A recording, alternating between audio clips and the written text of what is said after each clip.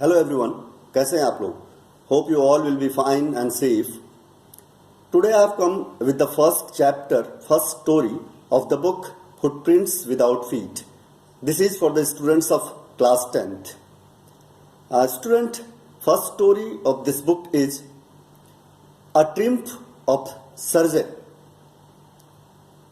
Triumph of Surgery, this story is written by James Herriot.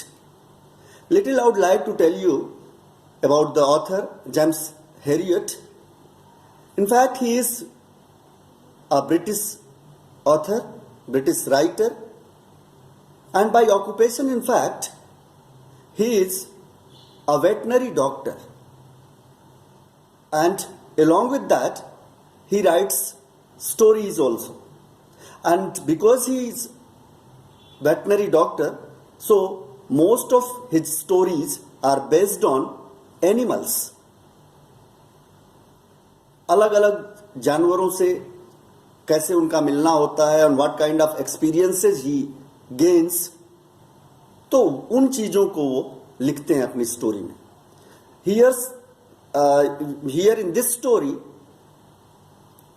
A Triumph of Surgery, this story is going to deal about a dog.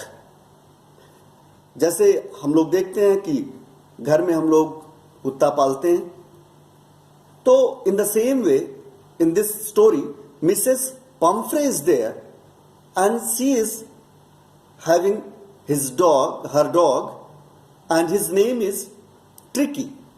Name of the dog is Tricky. And story starts when Mr. Herriot was going somewhere by his car, or in the way he suddenly saw Mrs. Pamphray along with his dog, with her dog, और वो वहीं पे रुक जाते हैं और वो देखते हैं कि condition of that dog Tricky was not good. He has become slow, very fatty. तो उसको कहते हैं कि भाई ये तो ठीक नहीं है, इसकी डाइट कम कीजिए. ओवर फूडिंग की वजह से ये प्रॉब्लम थी उसको. But because that owner Pomfrey likes that dog, loves that dog very much, जैसा कि कोई भी रखता है तो करता है, तो वो जो है इस पे ध्यान नहीं देती. अधिक से अधिक उसको जो भी उसकी लाइकिंग्स होती है, जो भी उसके पसंद होते हैं, उसको खिलाना चाहती है. तो दिस कंडीशन हैज कम. वो घर चली जाती है. उसके बाद कुछ दिन तक चीजें नॉर्मल रहती है. There is no call and no information to Mr Herriot. तो उनको लगता है कि सब कुछ नॉर्मल चल रहा है. Suddenly one day Mrs Pomfrey calls that doctor, means mister James Harriet, और उनको कॉल करके बताती हैं कि condition of this dog is now not good. वो न चल सकता है, न हिल सकता है, तो प्लीज सी हिम. तो डॉक्टर सोचता है कि because she loves so much to that dog, तो अच्छा नहीं होगा कि वो लेके आए, छोड़ के जाना उनके लिए दिक्कत होगा. तो वो खुद जाते हैं और उसको लिवा के अपने यहाँ आते हैं. तो यहां से आप देखेंगे कि शुरू होती है surgery. Triumph and surgery, two words you are getting in this story. Triumph means victory, and surgery, you know, operation. So what kind of surgery he is going to make with this dog? Actually कुछ भी नहीं करते, वो अपने यहाँ लाते हैं. There are lots of dogs admitted over there in his hospital, और जब वो ट्रिकी उन बाकी के कुत्तों के बीच में आ जाता है, तो for first day he decides कि इसको कुछ भी खाने के लिए नहीं देना है. Only he gives water. होता क्या है कि उसको भूख लगती ही नहीं, तब तक वो जो है ठूस ठूस के खिलाते रहती थी. And all the oily things, fatty things, she was not conscious about his health. It was a kind of love.